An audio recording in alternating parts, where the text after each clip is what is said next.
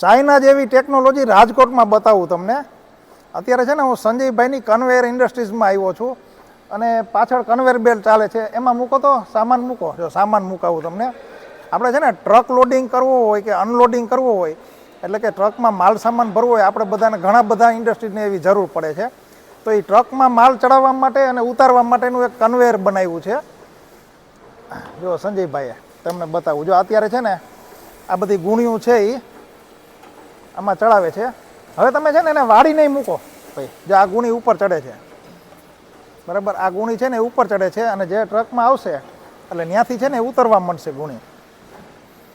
એને જો અત્યારે છે ને આને વાળી લીધું છે, બરાબર. એટલે તમારો સામાન જ્યાં પડ્યો હોય, ગોળાઈમાં હોય તો ગોળાઈમાં એ પોતે સામાન છે એ સર્ક્યુલેટ થઈ જાય અને ઉપર ચડી જાય.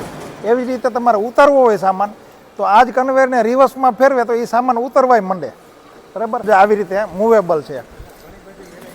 હા, એટલે જો આમાં છે ને ટેકનોલોજી વેરાયટીનો ઘણો ઉપયોગ કર્યો છે. અને પાછું રાજકોટમાં ઇન હાઉસ પ્રોડક્શન છે. જો આખી ફેક્ટરી તમે જુઓ, અહીંયા જેટલી મશીનરી છે ને એ બધી ટૂંકમાં જેટલા કન્વેયર છે ને એ બધા આ મશીનરી ઉપર બને છે. અને આ મશીનરી છે ને એ પોતે બનાવેલી છે. બધી મશીનરી તૈયાર નથી મળતી. વેલ્ડિંગના મશીન હોય કે લેથના મશીન હોય, કટિંગના મશીન હોય, તો એનું સંશોધન એ લોકોએ જાતે કર્યું છે. સંજયભાઈએ એની ટેકનોલોજીનો ઉપયોગ કર્યો છે કે માણસોને વધારેમાં વધારે ઉપયોગી કઈ રીતે થઈ શકે, ટ્રકની અંદર ઊંડે સુધી જઈ શકે, બહાર નીકળી શકે. અને માણસો છે ને એની મહેનત ઓછી થાય. માણસોને કાઢી નાખવાની વાત નથી. ઘણાને એમ થાય કે આ ટેકનોલોજી આવશે તો માણસો છે ને એ બેરોજગાર થશે. એવું નથી.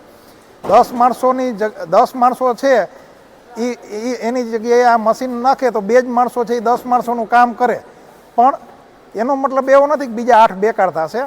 આ ટેકનોલોજીનો ઉપયોગ કરશે તો 10 માણસો થઈ અને 100 માણસો જેટલું કામ કરી શકશે અને એમાં એને મહેનત વગર કરી શકશે. એટલે માણસો છે એની મહેનત બચશે. હવે સંજયભાઈ અને એના મોટાભાઈ કિશોરભાઈ એને આ ફેક્ટરી અત્યારે સંભાળે છે અને ફેક્ટરીની શરૂઆત છે ને દાદાએ કરી હતી. હું તમને એનો ફોટો બતાવું. છે ને ખોડિયાર ઇન્ડસ્ટ્રીઝ કંપની છે ને એની શરૂઆત છે ને દાદાએ કરી હતી. જો આ દાદાની મૂર્તિ મૂકી છે કંપનીમાં.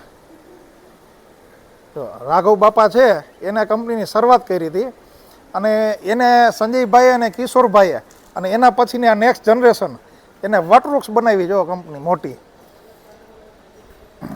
એટલે તમારે કાંઈ કન્વેયર બાબતે, ઓટોમેશન બાબતે કે બીજા કોઈ બાબતે જાણકારી જોતી હોય તો હું નંબર મૂકી દઉં છું.